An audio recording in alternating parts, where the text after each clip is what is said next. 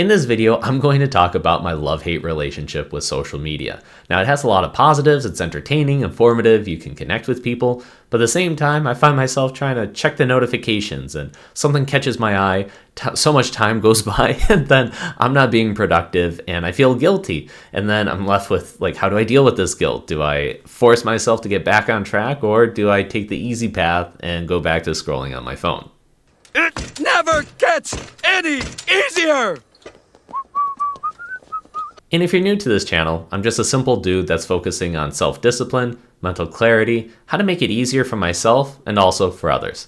So getting right into it, I feel like everybody has their own preferred social media app, which is kind of funny because they all tend to become the same. Whether it's like Instagram or TikTok, it's a different culture, different vibes, but the impact is still the same.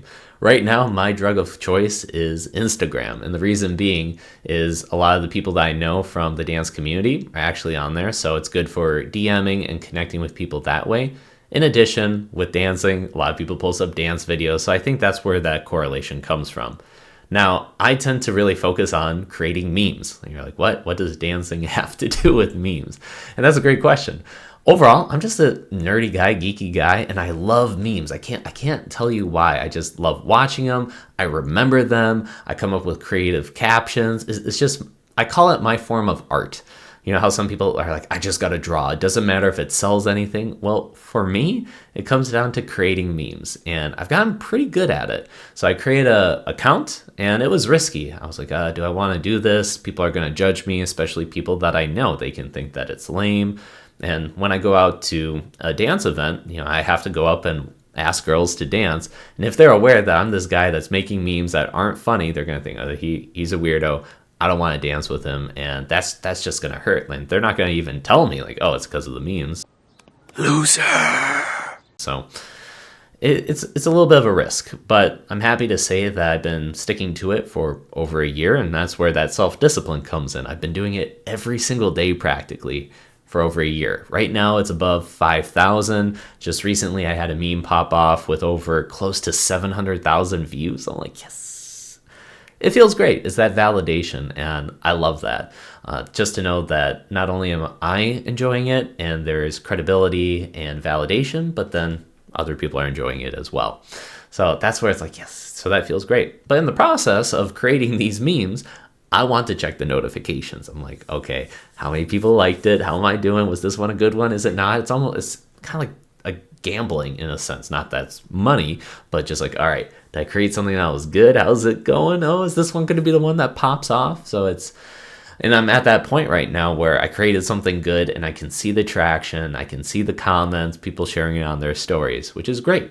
Because when I talk about social media, I want to be more of a producer versus a consumer. Because you can spend all day just watching and scrolling, but you can flip it to be something that is a tool that helps you out. So again, using it as art. I'm also creating these type of videos to share how with that channel, I'm creating the self-discipline in order to make those memes and do it every single day. Because there are days where I don't feel like doing it, and other days I feel really inspired and I'm pushing that out. Now, I've had other social media accounts that I created in different fields, and that was successful too.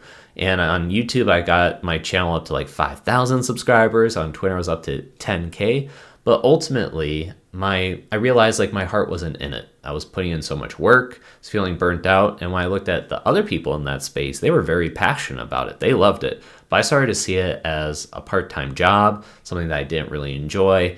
I'm getting paid way less than I would if I were to be picking up an actual job. So either I have to love what I'm doing, or I need to pick something else, or something that's more like financially beneficial for me. So that became, well, it was a difficult choice to let it go because you spend so much time building it up. But the good part is I brought over a lot of the skills. At the same time, I noticed that other people in this space, they kept on going. And you tend to compare and contrast and say, what would happen if I was the one that continued to keep going, and what would my numbers be?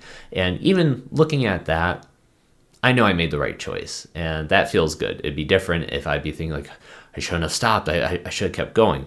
But when it comes to my meme account, then I'm like, I don't want to pause. I have every reason to say I reached over 5,000 followers right now and still growing, but I could stop and focus on something that's going to be like working on my business, for example. I could dedicate a lot more time.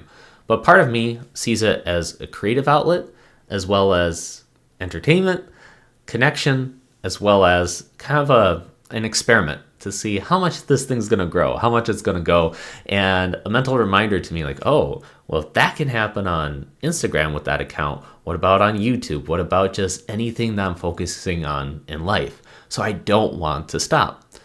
But at the same time, if it's taking up too much time, I need to incorporate that self-discipline. So I'm thinking maybe I need to simply create these memes ahead of time, similar to a meal prep, a meme prep, if you will.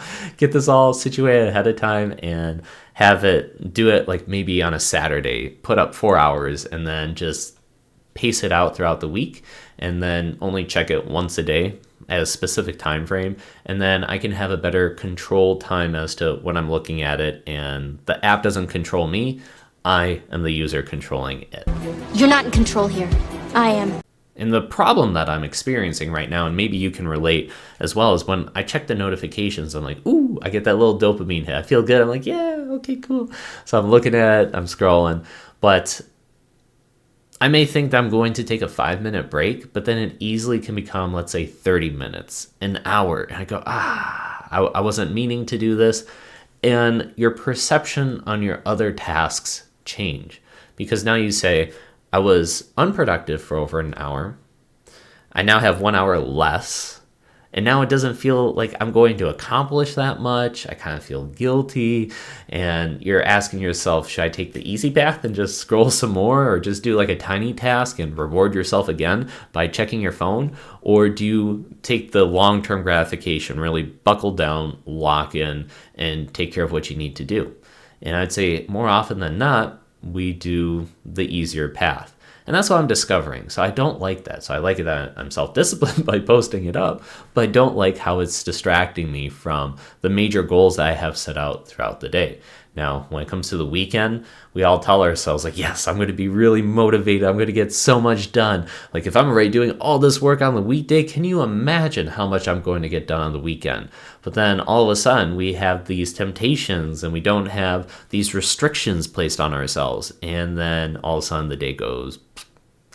So that's something that I am thinking about recently and just wanted to share that with you. So on one hand, it can always be a positive with social media. It's a powerful tool, can help you be entertained, connect with people, but at the same time, it's a double-edged sword. And I think we all need to be cautious of it. It doesn't matter if it's Instagram, TikTok, YouTube.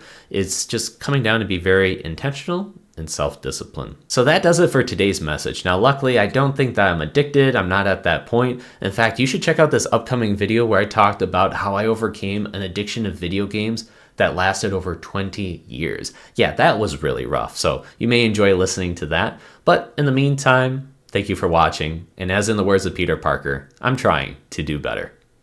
How are you? Trying to do better.